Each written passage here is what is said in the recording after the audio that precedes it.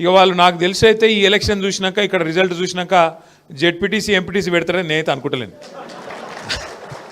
ఎందుకంటే మన ప్రభుత్వం ఉన్నప్పుడు ఇప్పుడే సీనన్న చెప్పినట్టు అన్ని మనమే గెలిచినాం, కిందికేళ్ళ మీద దాకా మొత్తం గల్లీ టు ఢిల్లీ మనమే గెలిచినట్టువి.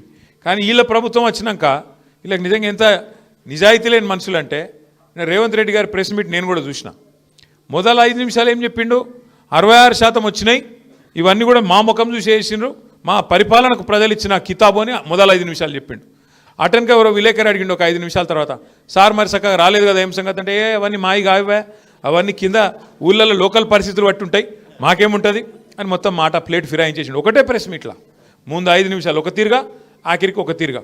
అందుకే నేను ఎప్పుడు చెప్తుంటా, రేవంత్ రెడ్డి గారిలో 2 మనుషులు ఉంటారు, ఒకడు రాము ఇంకోడు రెమో, అపరిచితుడు.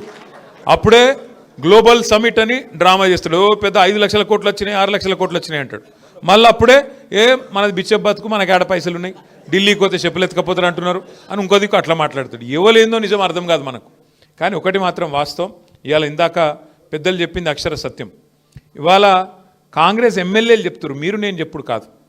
ఆయన పాపం మహబూబ్నగర్ ఎమ్మెల్యే ఉన్నాడు, మీ పక్కకే ఉంటాడు ఆయన చెప్పిండు శ్రీనివాసరెడ్డి ఏమన్నాడు నిజాయితీగా, మా కాంగ్రెస్ గవర్నమెంట్లో మా ఎమ్మెల్యేలకి పైసలు దిక్కులేవు, పేరెంటాలకు పోతున్నాం తప్ప మాకేం పని లేదు పాడలేదు, ఏం చేయాలి అని ఆయన చెప్తా ఉన్నాడు.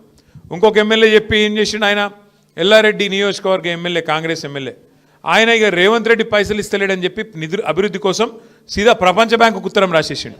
ప్రపంచ బ్యాంకు నాకు 100 కోట్ల అప్పు ఇవా, మా ముఖ్యమంత్రి గారు ఇస్తలేడు అన్నాడు. కాబట్టి ఒకటి గుర్తుపెట్టుకోండి మీరు పక్కా, కాంగ్రెస్ ఎక్కడ ఉంటుందో ప్రోగ్రెస్ అక్కడ ఉండదు. కాంగ్రెస్ ఉన్నంతకాలం ప్రోగ్రెస్ మర్చిపోవుడే. ఇంకో 2 ఏళ్ళు మనకు కష్టాలు తప్పయి.